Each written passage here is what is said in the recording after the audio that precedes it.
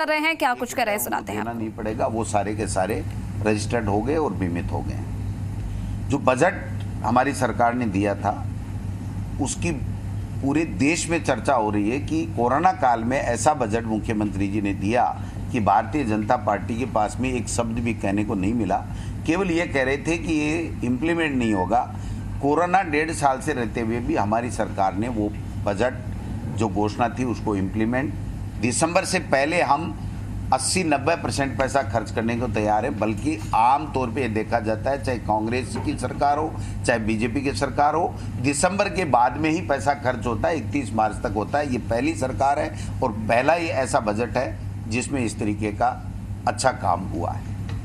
Corona काल में 400 से ज़्यादा वीसी लेकर के मुख्यमंत्री जी ने जिस प्रकार से कोरोना में बेहतर इंतजामात किए, और देश के प्रधानमंत्री को भी ये कहना पड़ा कि राजस्थान में जिस तरह के से मॉडल अपनाया जा रहा है फर्स्ट वेव में कोरोना को रोकने के लिए, उस तरीके का हमको सबको प्रयास करना चाहिए।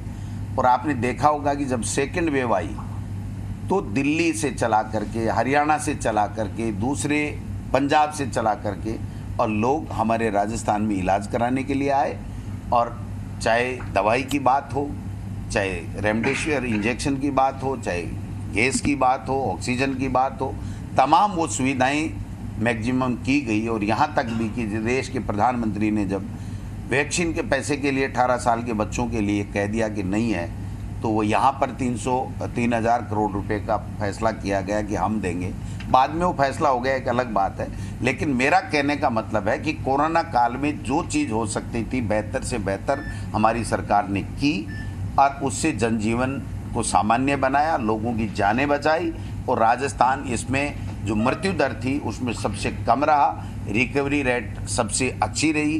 तो यही कारण है कि आज हमारी सरकार की कोई एंटी कैमेंसी कहीं भी नहीं है। पेंशन की जो योजना थी उसको भी आगे बढ़ाने का काम किया है।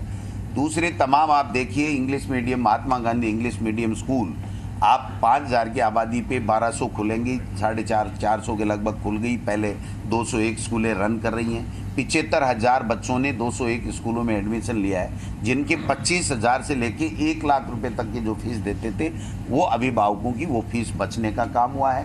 पहले बजट में 1200 से ज़्यादा स्कूलें के क्रमोन्नत करना, 1580 करोड़ रुपए का इंफ्रास्ट्रक्चर, ये ऐसी चीज़ें हैं जो कभी किसी भी समय में, चाहे कोई सा भी राज हो, उसमें नहीं हुई, लेकिन हमारी सरकार के समय में बेहतर हुई हैं। मैं समझता हूँ ऐसी योजना, मुख्यमंत्री चिरंजीवी योजना, और किसान के लिए जो कृषि कनेक्शन है उसमें 12,000 रुपये किए इन्होंने भी थे, 800 850 रुपये महीने के किए थे। लेकिन बजटरी प्रावधान नहीं होने से वो 4-6 महीने तो पैसे मिले, उसके बाद में चुनाव आ गए और वो योजना ख़त्म हो गई।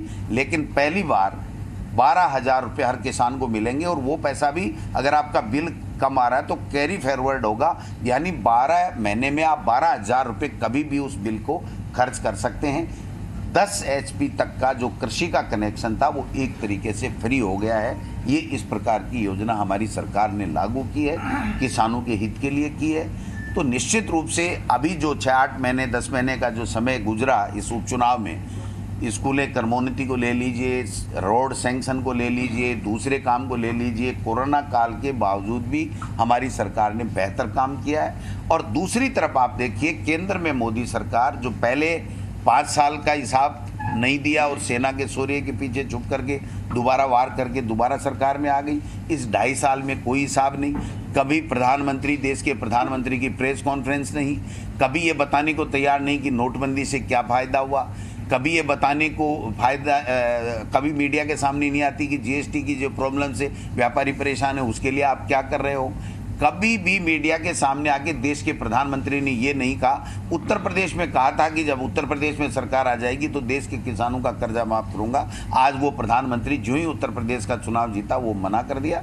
और जो स्थितियां आज देश में बनी हुई हैं, कोई भी भाजपा का नेता मोदी जी और अमित शाह के खिलाफ बोल नहीं सकता है। 25 में से 25 सांसद यहाँ लोगों ने दिए बीजेपी के, लेकिन एक भी सांसद जाकर के मोदी जी और अमित शाह से ये नहीं पूछ सकता कि आपने हमारा MP कोटा भी खत्म कर दिया और हमारे स्टेट को पानी के मामले में विशेष दर्जा क्यों नहीं दिया। पिछड़ा इलाका है, पानी की समस्याएं हैं। 90-10 का रेशियो होता था जब यूपीए सरकार होती थी, तो 90% के अंदर देता था और 10% यूपीए स्टेट गवर्नमेंट देती थी। आज पानी के मामले में गजेंद्र सिंह जी यहाँ के मंत्री होते हुए भी 50-50 का रेशियो है। इंफ्रास्ट्रक्चर इतना चाहिए पानी के अंदर कि जब सोर्स नहीं होगा तो वो घर तक कैसे नल कैसे पहुंचेगी, जब तक पानी का सोर्स होना चाहिए। तो ऐसे में 90-10 का रेशियो होना चाहिए था, या जो जीडीपी का 6% कम से कम पानी के लिए या अलग से एजुकेशन के लिए होना चाहिए, वो काम भी नहीं किया। तो मैं समझता हूं कि केंद्र की सरकार केवल और केवल झूठे जुमले देने का काम कर रही है, थोथे भाषण देने का काम कर रही है और ऐसे नाम बनाने के लिए काम कर रही है। सेंट्रल विस्टा बनाएंगे, 20,000 करोड़ लगेगा, नई लोकसभा बनेगी, नया प्रधानमंत्री का घर बनेगा। एक की भाई साहब मोदी जी के समय में हुआ। आज जैसे यहाँ अहमदाबाद में कहाँ वो रखा है, एक स्टेडियम का नाम रखा है, जीते जी इन स्टेडियम का नाम रख लिया, नाम चेंज करके। मैं समझता हूँ इस तरीके के काम कर रही है। एजुकेशन पॉलिसी लेकर के आए 1986 में, 1986 में जो राजीव गांधी जी की एजुकेशन पॉलिसी थी वही एजुकेशन पॉलिसी है। और किसी भी एजुकेशन पॉलिसी को अगर आप दूसरी लेकर के आते हो तो उसको इम्प्लीमेंटेशन के लिए, इंफ्रास्ट्रक्चर के लिए आपको पैसे देने पड़ते हैं। तो लाइव तस्वीरें आप देख रहे थे जयपुर से, जहां PCC chief Govind Singh Dotasra press conference कर रहे हैं और प्रेस कॉन्फ्रेंस के दौरान सरकार पर भी जमकर निशाना साधते हुए नजर आए। चलिए आगे बढ़ेंगे। बीकानेर में पानी की टंकी पर जो प्रदर्शन चल रहा है वो लगातार